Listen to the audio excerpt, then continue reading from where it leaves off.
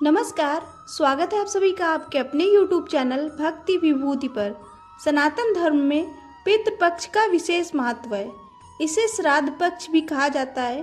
पंचांग के अनुसार पितृपक्ष की शुरुआत भाद्रपद माह के शुक्ल पक्ष की पूर्णिमा तिथि से होती है और इसका समापन अश्विन माह की अमावस्या तिथि पर होता है।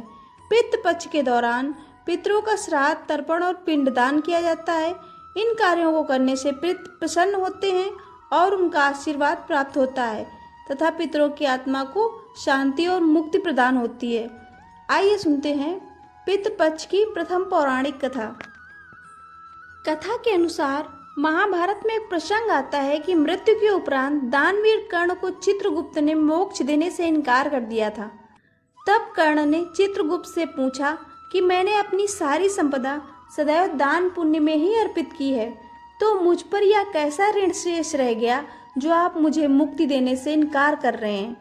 तब चित्रगुप्त ने बताया कि व्यक्ति को जन्म लेने के उपरांत 3 प्रकार के ऋण चुकाने होते हैं। पहला देव ऋण, दूसरा ऋषि ऋण और तीसरा पितृ ऋण। पितृपक्ष के 16 दिनों में श्राद्ध प्रक्रिया में उपस्थित होकर इन तीनों ऋणों से मुक्ति पाई जा सकती है। तब चित्रगुप्त ने बताया कि राजन, आपने देव ऋण और ऋषि ऋण तो चुका दिया है, परंतु आप पर पितृ ऋण शेष रह गया है। आपने अपने काल में संपदा एवं सोने का दान तो बहुत किया है, किंतु अन्न का दान नहीं किया है। जब तक आप यह ऋण नहीं उतारते, आपको मोक्ष मिलना संभव नहीं है। कर्ण ने कहा कि उसे उसके पूर्वजों का ज्ञान नहीं था, इसलिए उसने अन्नदान नहीं किया।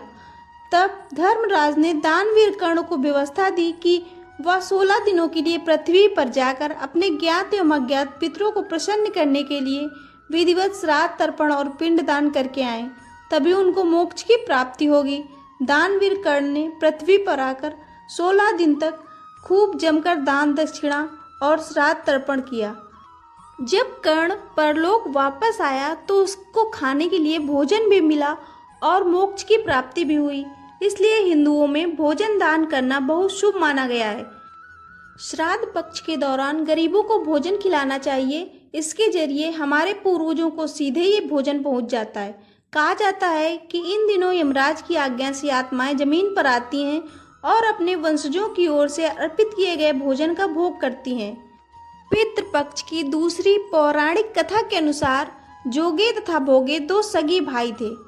दोनों अलग अलग रहते थे। जोगे धनी था और भोगे निर्धन।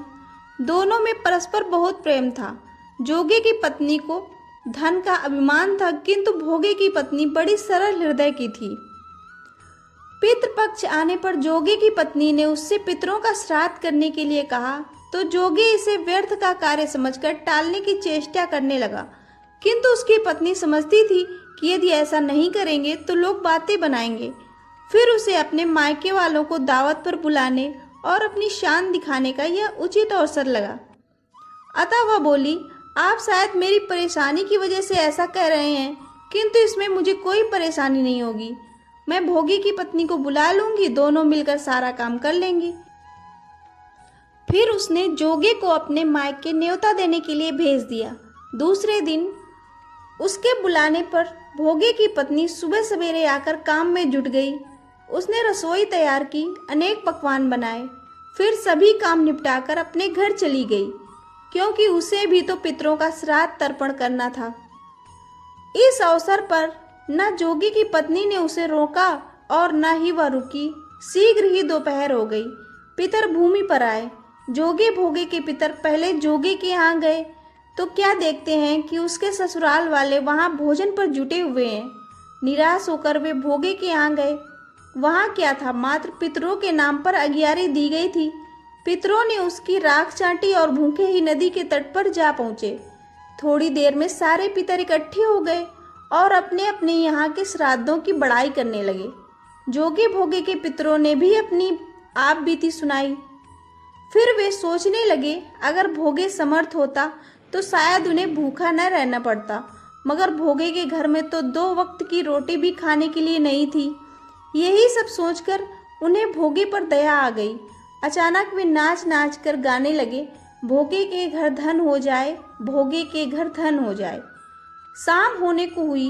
भोगे के बच्चों को कुछ भी खाने को नहीं मिला था। उन्होंने अपनी माँ से कहा, माँ भूख लगी है।